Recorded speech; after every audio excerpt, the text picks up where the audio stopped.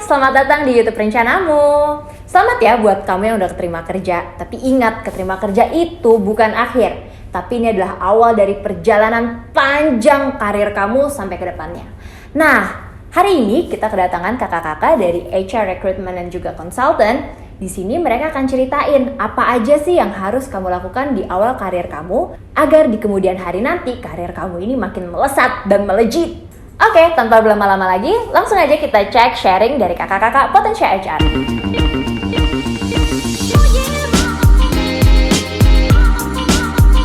Halo semuanya, nama saya Fitri.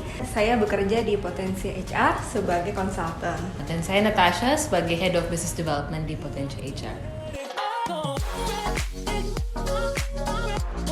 Jadi Potensia HR ini kami adalah perusahaan rekrutmen di mana kita membantu perusahaan-perusahaan multinasional dan lokal dari berbagai industri untuk membantu mereka mencari dan merekrut karyawan untuk perusahaan mereka.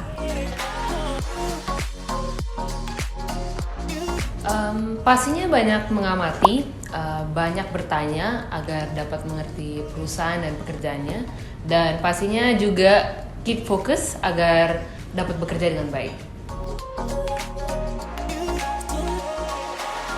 Jadi biasanya kan perusahaan itu kan punya masa probation 3 bulan nih. Untuk diangkat menjadi karyawan permanen pasti ada beberapa yang dinilai dari mereka. Nah biasanya mereka pasti mementingkan mengenai effort ataupun usaha yang dilakukan karyawan baru itu. Memang dalam 3 bulan belum mencapai target, tapi dilihat dari usahanya, dilihat dari mereka gimana cepat menangkap, mengerjakan pekerjaannya dengan cepat dan tepat atau enggak. Dan juga biasanya dilihat dari kemampuan mereka beradaptasi dengan lingkungan mereka, dari sama bosnya, sama teman-teman kerjanya, teman-teman satu divisi, lain divisi itu juga biasanya dilihat. Jadi gini, biasanya perusahaan tuh bisa ngelihat mana karyawan yang punya potensi tinggi, itu dilihat dari yang mempunyai inisiatif tinggi gitu, yang bisa ngasih ide baru, kemudian yang kreatif, terus attitude-nya gimana, yang bisa handle stresnya lebih cepet, lebih enak gitu untuk kerja sama teman-temannya itu. Mungkin ada yang satu penting lagi adalah seseorang yang punya drive yang tinggi. Maka mereka akan mengerjakan lebih dari yang diekspektasikan. Contohnya, kalau dikasih pekerjaan untuk mencari vendor, mereka bukan hanya akan mencari vendor, tapi mereka akan lebih mengetahui vendor-vendor mana yang terbagus, terus harga ataupun budget yang bisa dibayarkan untuk vendor-vendor itu, apa sisi plus minus dari setiap vendor. Jadi biasanya tidak hanya, oh ini nih vendornya, setelah itu selesai, tapi benar-benar memberikan lebih yang mungkin tidak ditanyakan oleh superior ataupun untuk kolega mereka. Jadi yang bisa kerja lebih dari ekspektasi perusahaannya gitu.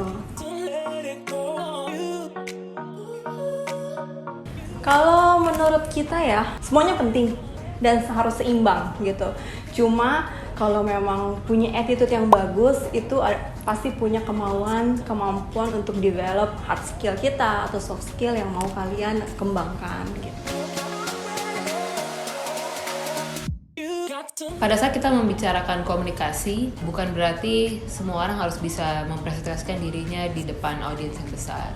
Tapi mungkin pada saat mereka berkomunikasi dengan kolega mereka, atasan mereka, klien, maupun melalui face to face, by email, by call, yang penting adalah jelas dan benar-benar mengerti apa sih informasi yang lagi diberikan di antara dua pihak. Betul, setuju sih, terutama kalau nanti bisa menambahkan bahasa asing, jadi tidak hanya expert di bahasa Indonesia, tapi menambahkan bahasa asing itu juga pasti penting buat kerjaan.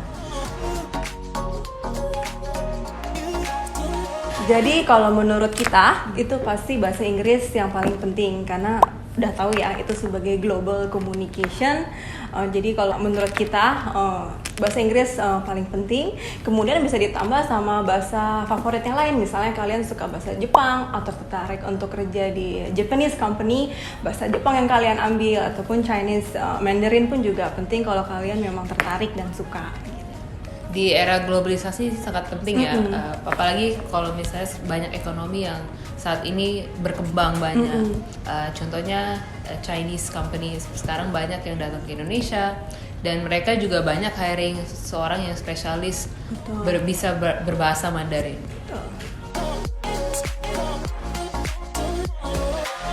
Yang pertama dilihat pasti hard skill-nya, apa yang dilihat di CV ya, udah mulai dari achievement, job desk-nya, experience-nya. Tapi begitu ketemu itu bisa digali lagi, bisa dilihat dari chemistry-nya, pas ketemu gimana, communication skill-nya seperti apa, bagaimana dia achieve targetnya, itu bisa dilihat pas interview. Jadi nggak hanya yang ada di kertas, tapi bisa dibuktikan ketika recruiter itu bertanya kepada calon manajer atau calon kandidatnya. Cara kita biasa mengevaluasi seseorang punya attitude mungkin melalui assessment yang kita sering gunakan di Potential HR, melalui psychometric assessment seperti Hogan Assessment, di mana benar-benar kita bisa mengetahui attitude seseorang di balik yang kita bisa lihat pada saat interview. Terkadang kita juga menanyakan pertanyaan yang based on situations. Contohnya pada saat mereka menghadapi situasi yang susah, tidak dapat achieve target, ataupun mempunyai bawahan yang susah dihandle. Cara mereka menjawab pertanyaan itu, apakah mereka blaming atau mereka benar-benar melihat what is the situation up there gitu. Oke, kan biasanya gini, kalau kita ngelamar kerja, pasti kita ditelepon sama recruiter. Dari first call aja, dari cara ngejawabnya aja udah dinilai apakah orangnya semangat, apa menghargai yang menelpon, itu bisa dilihat. Kemudian pas datang on time kah, tepat waktu kah datangnya, kemudian penampilannya seperti apa, itu bisa dilihat gitu. Terus kemudian cara menjawabnya, body language, itu semuanya bisa dilihat. Kalau ada case, dikasih case gimana cara handle ini, gimana cara handle pressure dari bawahan, dari bos, itu gimana. Dari cara mereka menjawab dan cara menjelaskan kita bisa lihat, oh ini attitude-nya seperti apa, atau dia leader seperti apa, atau dia karyawan baru yang nantinya akan gimana, itu bisa dilihat dari cara penyampaian, cara komunikasinya. Kalaupun telat untuk interview kayaknya lumayan wajar lah kemacetan di Jakarta. Tapi yang sangat diapresiasi oleh kebanyakan klien kami adalah pada saat memang mereka terjebak macet, apakah mereka mengomunikasikan itu ke klien.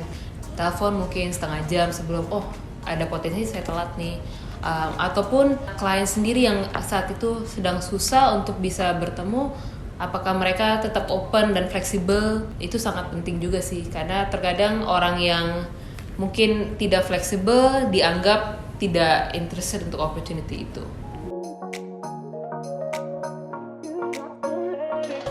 Pastinya iya, karena apa yang kamu share di social media itu merepresentasikan kepercayaan kamu, attitude kamu, bukan hanya yang punya account public, tapi kadang yang private pun banyak perusahaan sekarang mulai menanyakan, karena mereka benar-benar ingin tahu apakah kamu pernah ada masalah dengan ataupun share konten yang kontroversial lah. Jadi hati-hati yang punya sosial media, digunakanlah sebaik mungkin gitu, postlah yang sesuai, yang tidak mengundang kontroversi, karena kadang-kadang dicek juga, dan sering sekarang dicek sosial medianya, bisa melihat kepribadian kamu yang nggak kelihatan di kantor, tapi bisa kelihatan melalui sosial media. Fakta. Karena banyak perusahaan yang masih memilih karyawan dengan minimum S1. Banyak di luar sana yang kadang mempunyai pengalaman yang cukup, tapi mereka kehilangan oportunitas di perusahaan baru ataupun di dalam perusahaan mereka sendiri untuk naik pangkat karena mereka tidak punya S1. Bila kamu ingin membangun karir di perusahaan korporat, wajib belajar dan wajib kuliah. Tapi bila yang kamu ingin lakukan adalah menjadi entrepreneur seperti Mark Zuckerberg ataupun Bill Gates, kamu tetap harus belajar. Mungkin dengan mengikuti kursus ataupun dengan banyak membaca dengan apa sih success story mereka agar dapat bisa belajar menjadi entrepreneur yang sukses. Menurut kita ada beberapa perusahaan yang memang lebih penting pengalaman gitu. Jadi banyak juga yang udah selesai S1 lanjut S2 tapi zero experience, itu dianggap tidak lebih menarik gitu. Mereka lebih pilih yang S1 aja, cuman pengalaman udah banyak, begitu di hire udah bisa langsung kerja sesuai dengan yang diharapkan. Kalau dilihat sih memang tren S2 itu kebanyakan di perusahaan mungkin yang multinasional, tapi rata-rata kebanyakan masih yang dicari adalah pengalaman. Jadi bukan berarti S2 tuh nggak penting. Bila kamu ingin banyak belajar, bertemu dengan orang-orang baru, build your network, then with getting an MBA, that would add value to yourself.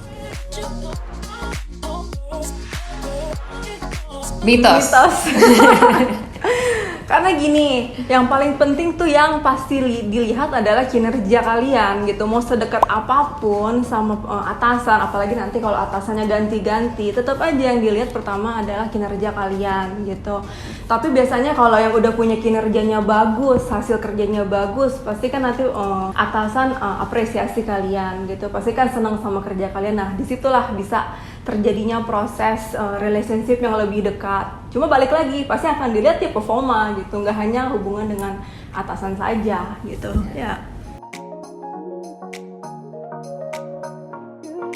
Don't give up, jangan males, jangan sombong. Hanya karena kamu belum menemukan passion terhadap pekerjaan kamu menyerah dan resign. It all takes time. Yang terpenting, perusahaan-perusahaan lebih menghargai seseorang yang stay minimum 3 tahun sebelum pindah ke perusahaan lainnya. Dan itu membuktikan dedikasi dan loyalitas mereka. Hanya karena kamu menerima sedikit kenaikan gaji dan kamu pindah, itu is a no-no for sure.